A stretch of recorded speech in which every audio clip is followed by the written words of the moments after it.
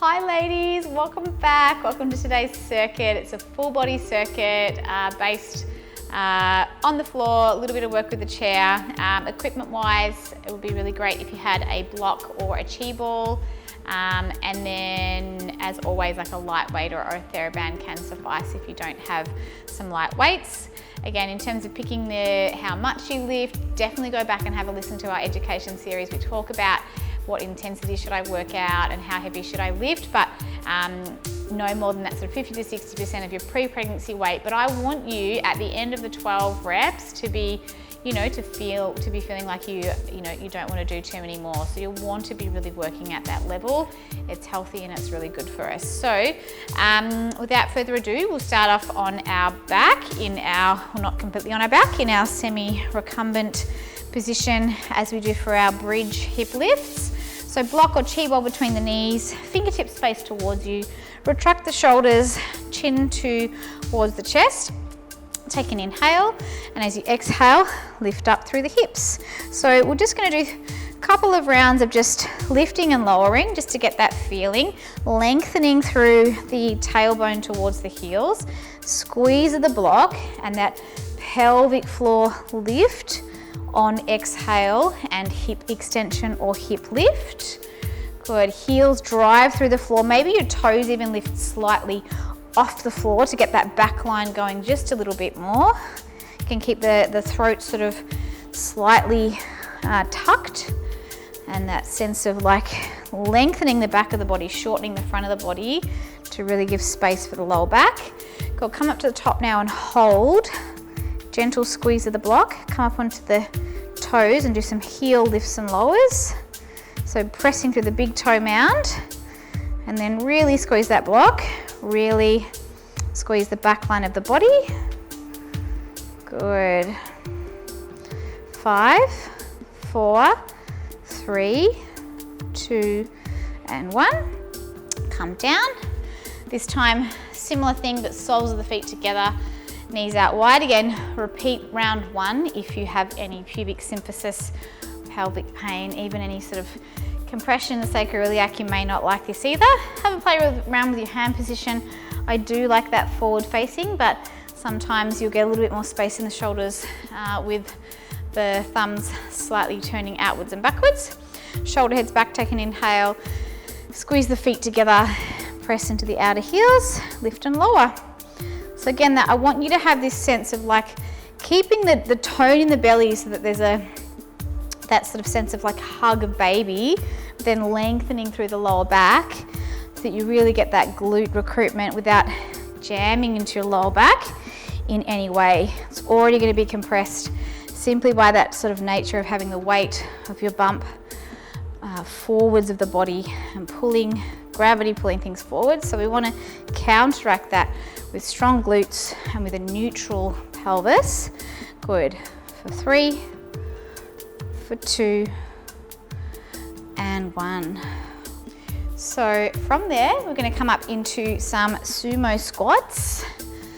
So it's a nice wide stance squat. Again, any pubic symphysis pain, stick to our standard narrow squat. I'm going to grab some light weights. Again, that's always at your discretion. We're going to start off with just a standard up and down. So as we inhale, we lower, knees follow the line of the second toe. As we exhale, we come up. So from side line, or side sort of view rather, I'm upright in the torso. I'm not letting my body lean too far forwards. I'm self-selecting the depth based on any symptoms that I have, or how that feels. And knees follow the line of the second toe. It's really easy here to get the weight shifting forwards onto the toes. So can you concentrate here on keeping the weight more shifted into your heels and squeezing the inner line of the heels up into the inner groin as you exhale and return to neutral. Good. For 5, for 4, 3, 2, and 1. And then come into your sumo squat again. You may want to let the weight go here. We're going to come into some little lateral shifts. So shifting the weight to the left as the right leg straightens, and vice versa. So again, you're holding semi-squat position here, so the legs are going to get fatigued pretty quickly, so you may or may not need the load. Again, you might start with it first round or just sort of see. Keep that sense of lift through the pelvic floor. Good, for 5, for 4, for 3, 2, and 1. And then pop your weight down, come back into your sumo squat, and then come into some pelvic tilts. So a little tip away at the tailbone, and then a little tuck under. So it's a little anterior tilt, posterior tilt, staying in that sort of squat position. So really working the legs, but also just getting this sense of pelvic mobility. So in preparation for birth, we really want to have space and length through the pelvis, the inner side of the pelvis, but we also need to stay strong and support the body leading into that too. So it's always this fine balance. Good, for 3, for 2, and 1. Come up. Clear some space for yourself here. I'm going to come into a modified burpee. So if you're in first trimester, you could come down and you're on toes and hands for your sort of push-up. Otherwise, we are on knees and hands. And then I'll give a further aggression next time around. So we're reaching up, coming down, coming onto our knees, and maybe it's a half push-up, maybe it's a full push-up. Otherwise, you're on your bench or chair for third trimester. As you come down, little push-up, step up, and then come up onto your toes. So you really are getting that terminal extension. Good, again, exhale as you press away from the floor or the bench. You don't need to be jumping around. Even in first trimester, there's just so many hormones going on. I wouldn't recommend it unless you are super advanced, athletic, and not having any symptoms. And then we take our impact activity as we get towards that sort of early to mid second trimester for those of us who are in that more advanced category. Good. For 3, for 2, and last one.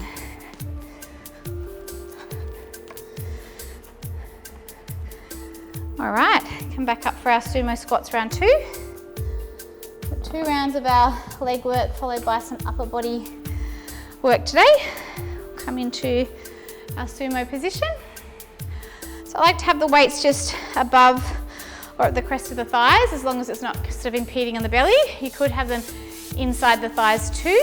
Again, as long as you've got plenty of space for the bump. Knees wide, chest up, shoulders back, weight into your heels.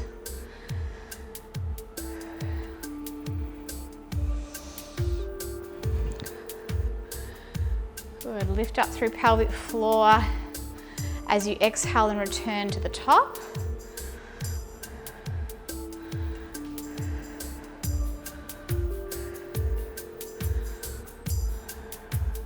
Good. Keep the weight through the heels and that squeezing of inner heels up into the pelvic floor. That whole inner leg line is recruited. Last one, and then we'll come down and we'll do our little lateral shifts. Whew. So a little bit of mobility and strength concurrently here. Try to keep the weight more working towards that back line to the heels, and then you'll need to just more tonically or constantly lift up through the belly here. That constant tone, hug of baby towards the spine. The lower you go with the legs, the more you're going to be working here. Higher up is going to give you a little bit more relief. Good, for 3, for 2, and 1. Pop those down. Come back into your sumo squat hold, and we'll come into that sort of pelvic tilt. So forwards and backwards, tucking the tail and then lengthening it away. You might even come to some pelvic circles here as well. Really good pelvic floor mobility or motility here.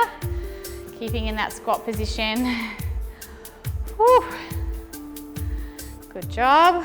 For 5, for 4, 3, 2, and 1. Come up. Come into our modified burpee, so no jumping. Maybe your hands and knees on the ground, maybe your hands and knees on the chair. As you come up, reach up and stretch up onto your tiptoes. Good. Exhale as you press away from the floor or chair. Recruit belly, pelvic floor. So this is just, you know, good way to recruit and get the heart rate going, cardiovascular system, without the sort of jumping and jolting. The standard burpee. Tummy in and up. Good. For 5 more. Chin, spine aligned on the push-up. Good. 3 to go.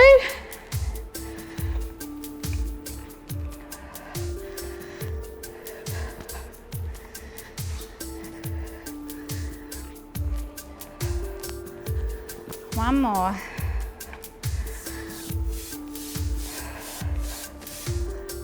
Whew. All right, have a little shake out of the legs. So good. Finish off with a little trio of exercises for the upper body. So keeping it pretty simple, we're still on our bench or our chair.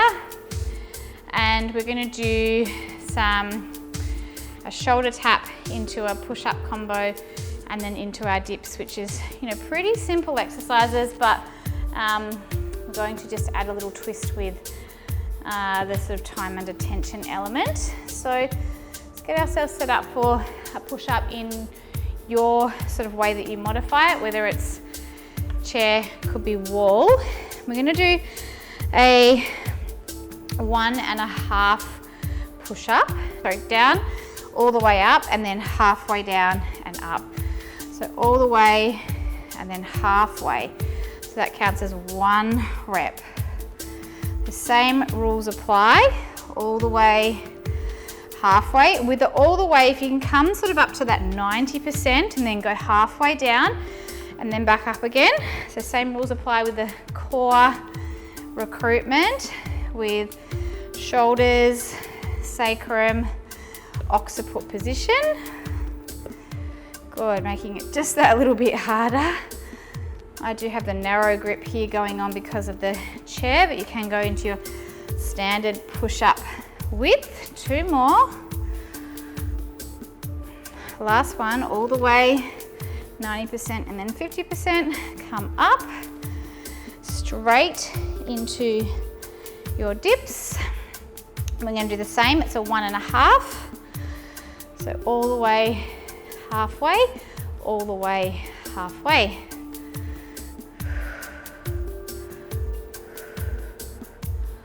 That's it, halfway. 3, 2, 1. Come off into our shoulder taps. So for our sort of late 2nd and 3rd trimester ladies, it could be a standard tap here. If you're in that earlier part of pregnancy, I encourage you to come more into this position with your shoulder taps. So we're going to tap right, tap left, bring right knee forwards, tap right, tap left, bring left knee forward. So you're not trying to compress the belly, it's just a little flexion at the hip and knee to wake up the psoas. Left, in. And you'd only be doing this version if you've got no midline symptoms. Always have a little feel. Pretty much every time I do any kind of workout, I'll always have a feel of my tummy, even sometimes in squats and things like that, just to see what's going on. You want to be always conscious. We are going to get a separation at some point, but we want to minimize it and stave it off as long as possible, so we've got less rehab to do at the other end. Okay, 1 more. Done and done. So we'll do 1 more circuit like that. And your workout for the day will be done. Take a little breather. So starting off with our 1.5 push-ups into dips and into our shoulder taps. not too much rest. Quick in and out circuit style workouts, really good getting the heart rate up as well. So trying to kill a few birds with one stone, as they say. Oh dear. All right, so all the way, halfway. Good, all the way, halfway. Watch that cheeky chin's not poking out. Have that recruitment of both your glutes pretty strong here, squeezing outer hips in and your tummy. Good, all the way, halfway. Good for 5 and 4, 3, 2 and 1. Switching straight over. Those triceps already be pre-fatigued. 10 rounds, 1.5 rep. Feet together, knees wide. Good, all the way halfway.